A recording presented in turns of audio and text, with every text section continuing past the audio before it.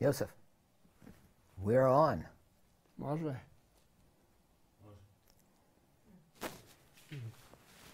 Thank you. Okay.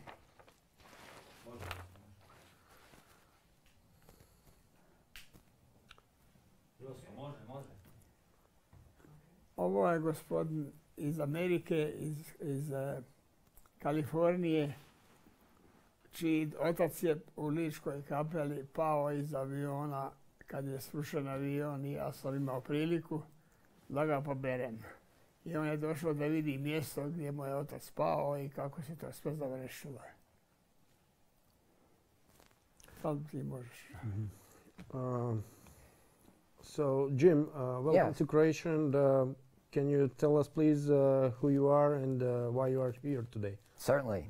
My name is Jim Riley, Malo glasno, ja ne čujem dobro. born in Washington, D.C., and currently in California. I was a career naval officer, United States Navy, and I'm here today because we have the distinct honor, my spouse and myself, of meeting the man who captured my father during World War II, who was shot down over Croatia on a B-24. And it's been a pleasure. We spent the day with Josip, and he's an honorable man, because if he hadn't been, then I probably wouldn't be here. And so it's been great spending the time with him and hearing about his life and reliving a bit of what my father talked to us about the World War II.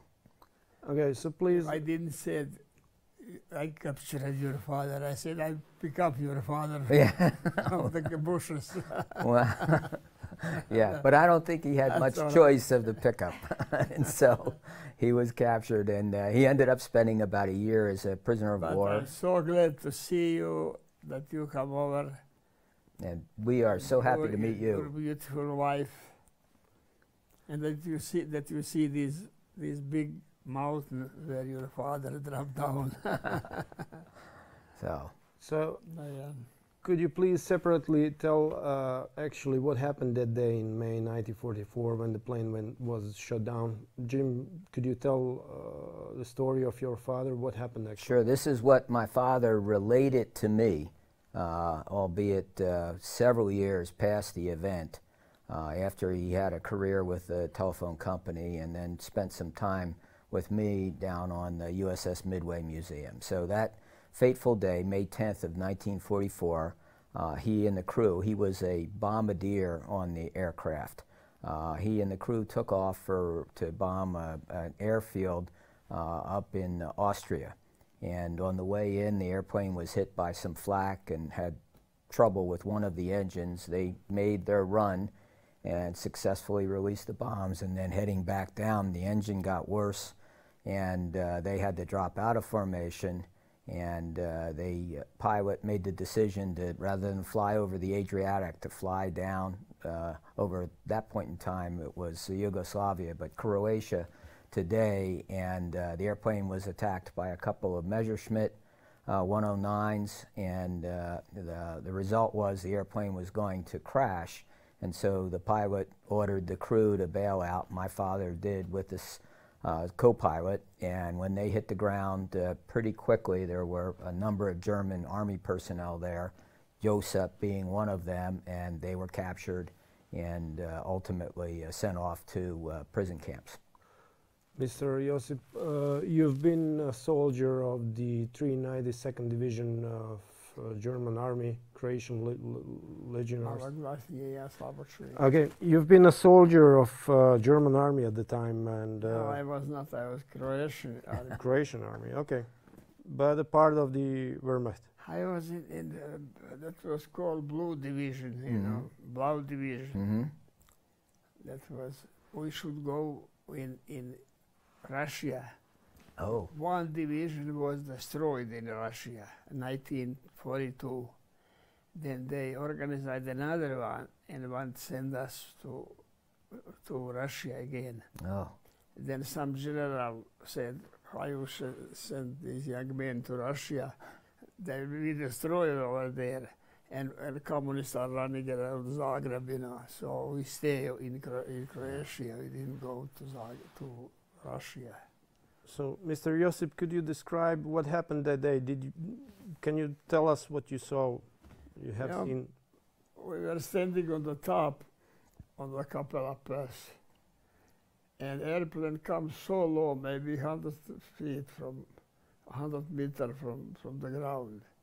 I thought they will bombard us, but they didn't. He was wounded, and some Messerschmitt German airplane come up and start shooting at him.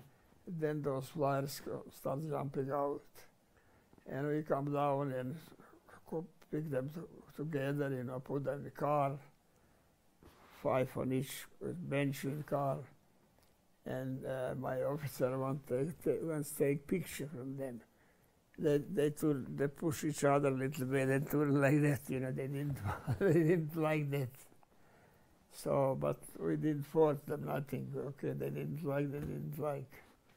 So, but when I come to this one, I want to take his watch, and my officer said, no, just take his gun.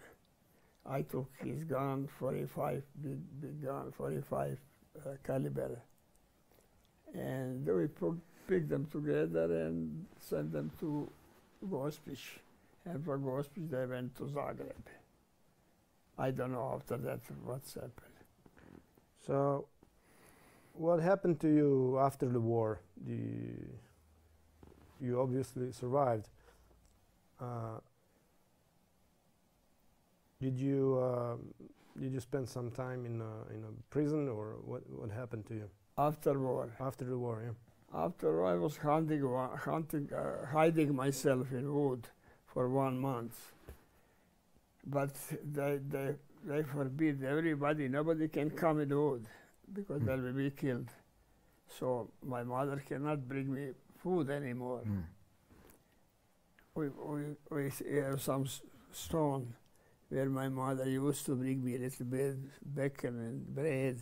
That was 100 cents on that, But I pushed them down and eat that. But finally they said nobody can go in the wood. Nobody. So I give up what you can do. And one guy, when I was going in gymnasium, one guy and his sister was same place. When our sister, they were older, I was 1st grade and he was 3rd grade. And when my sister makes some little party or something, then we sleep in his bed. And when his sister makes something, then we sleep in my bed. Boys, young boys.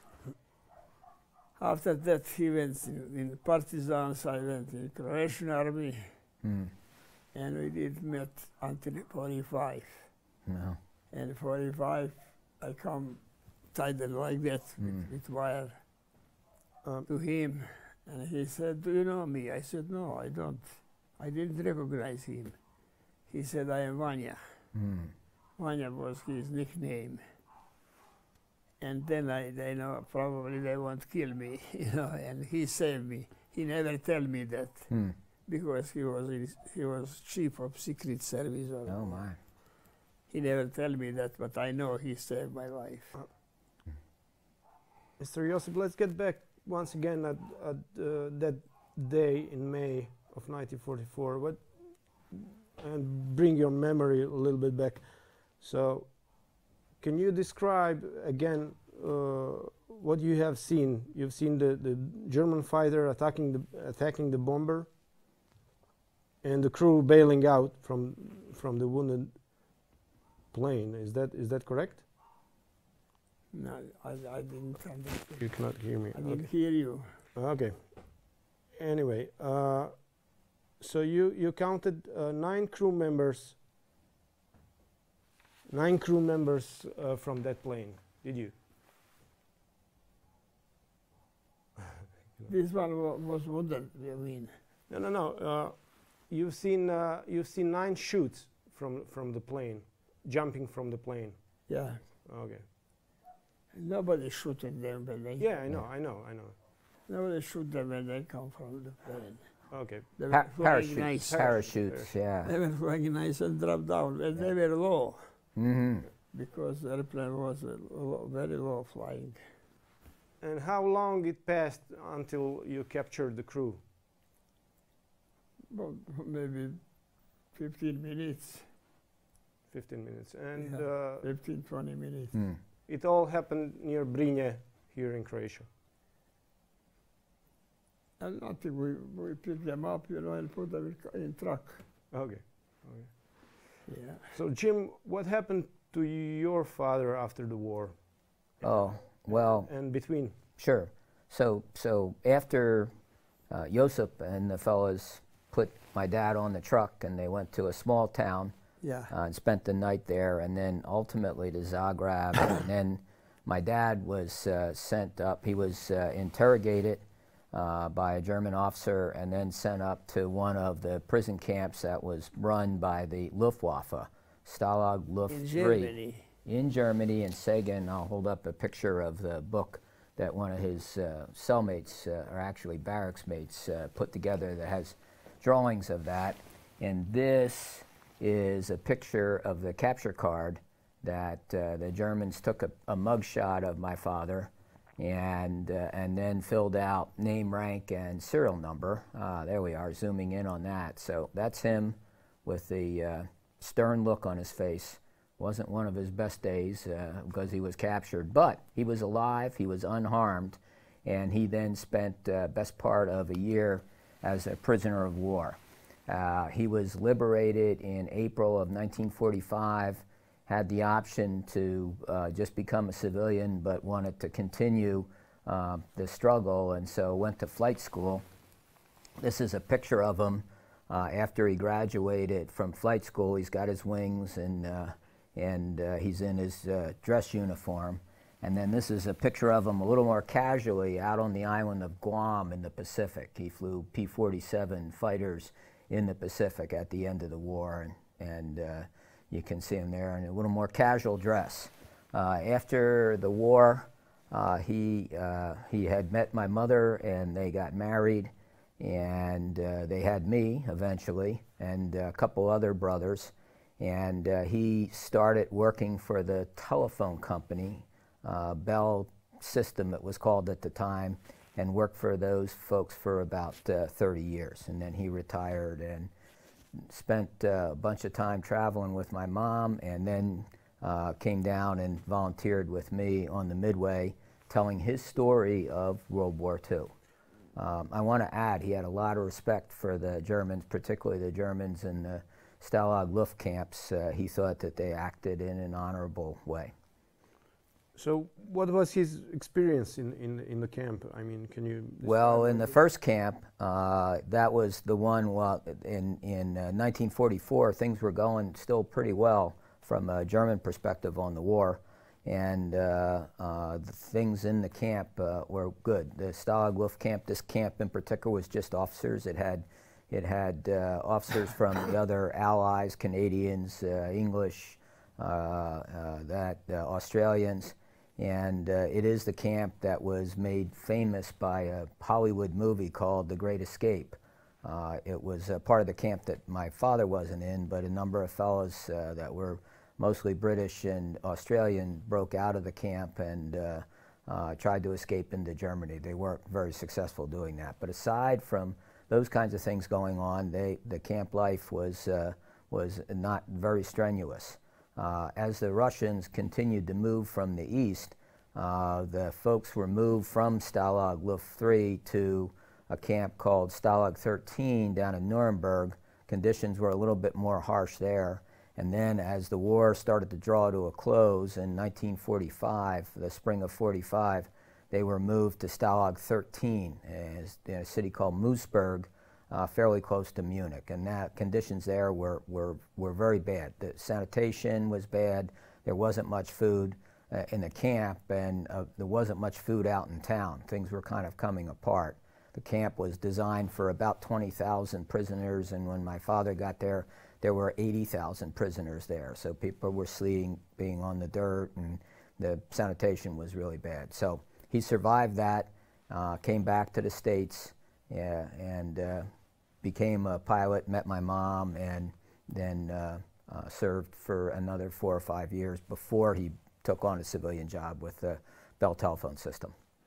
Yeah, Jim, I'm so glad I see you. Yes. You know, that's something unbelievable. It is. We have been commenting throughout the day as we've been chatting with some of our friends and my spouse, and that it's almost like someone's hand up above that made this connection work. Like maybe my dad up there, he passed 3 years ago. I hope you don't have bad feelings or something that's happened in the war. No, war is a difficult time. Yeah. And as I mentioned, from my father's perspective, personal perspective, the Germans and Croatians, in your case, that he dealt with were honorable men, and he had a lot of respect for their professionalism. Yeah, thank you.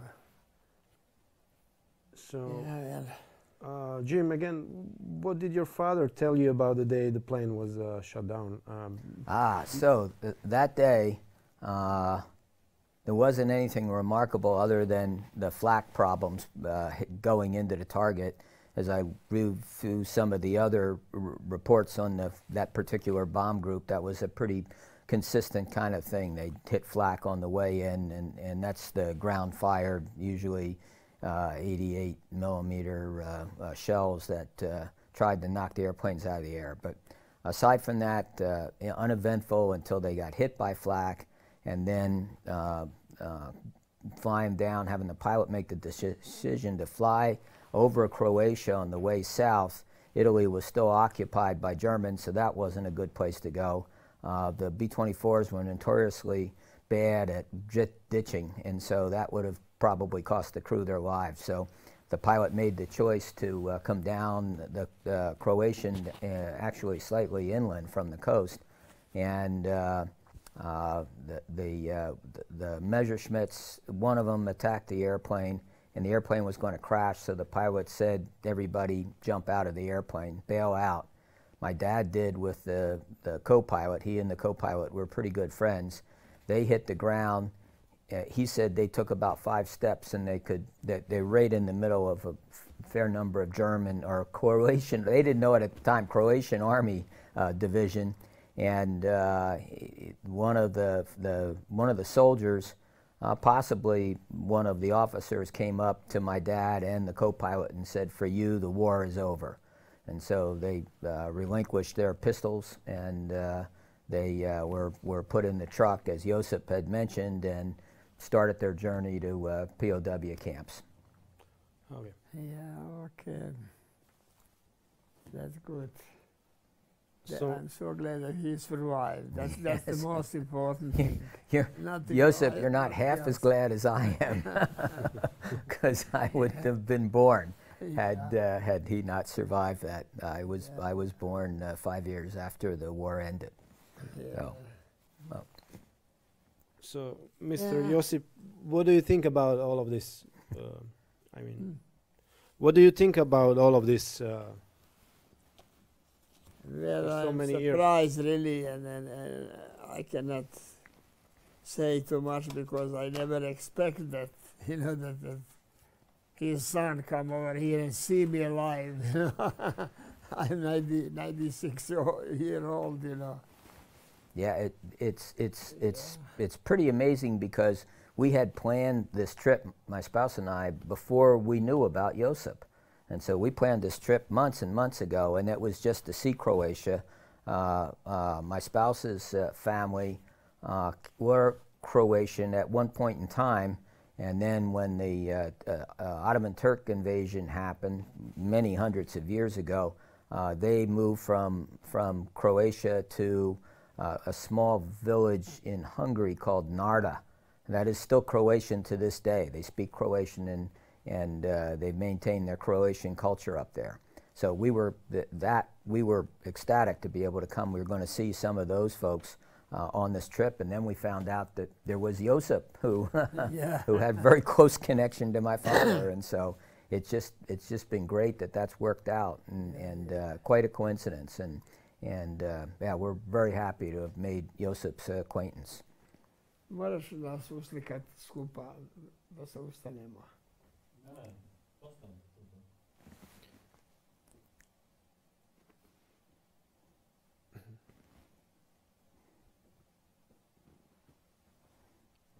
Oh.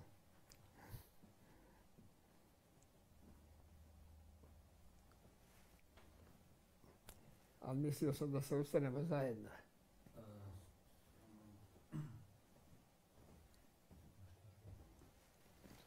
Mr. Josip, can you hear me now better? I don't think so. Okay. Yeah. You don't, no, you're good. You just didn't get up and, yeah. There. So, Mr. Josip, you said 392nd Division was Croatian division in German Army. No, that was Croatian division. Okay.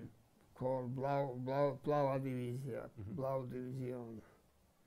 They called us in Germany, you know, but that was not German. Okay. And what was the normal procedure when you saw enemy soldiers? You would just capture them and then send it back somewhere in the headquarters, or you don't understand? Okay.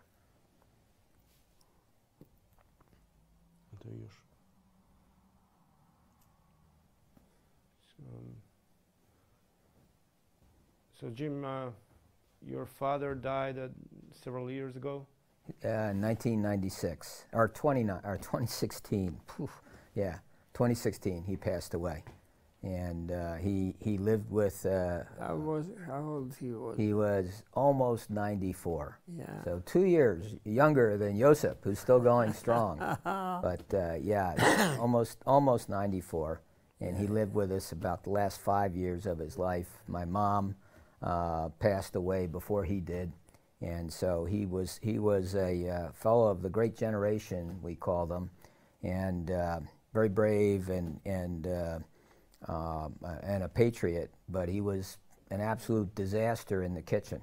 And so he was subsisting on sweets and maybe a little bit of beer. So yeah, so we brought him out to California, and after a little bit of convincing, he came down and volunteered on the Midway, which is an aircraft carrier, which is a museum and has close to 500 veterans that act as tour guides for the guests that come aboard, and it's popular. About 1.5 million visitors a year come to the ship, and so he manned, along with a couple other fellows, the World War II desk. These were World War II veterans that were able to talk to the guests. Interestingly, the folks that were most excited about that were the little kids. They really enjoyed talking to these old guys about their stories, and so. Yeah, so he did that for several years, and then he fell, and that's kind of bad when you're his age, and that did it for him. So do you think he would be glad to meet Josip? Oh, I'm sure. Yeah, I'm sure he would be. So yeah, that was, again, he was treated well, fairly by, and that didn't happen in some other parts of the world. In some other parts of the world, the folks that captured prisoners were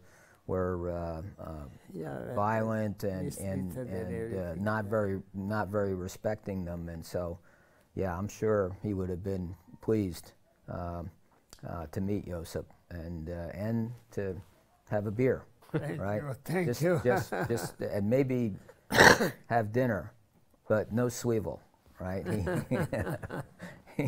From all the soup that he had while he was a prisoner of war, no more swivel for him. Yeah. So. Okay, guys, thank you for your interview and time. Jim, I wish you a pleasant stay here in Croatia. Oh, we've loved it. It's a great country. So. And hope to see you again.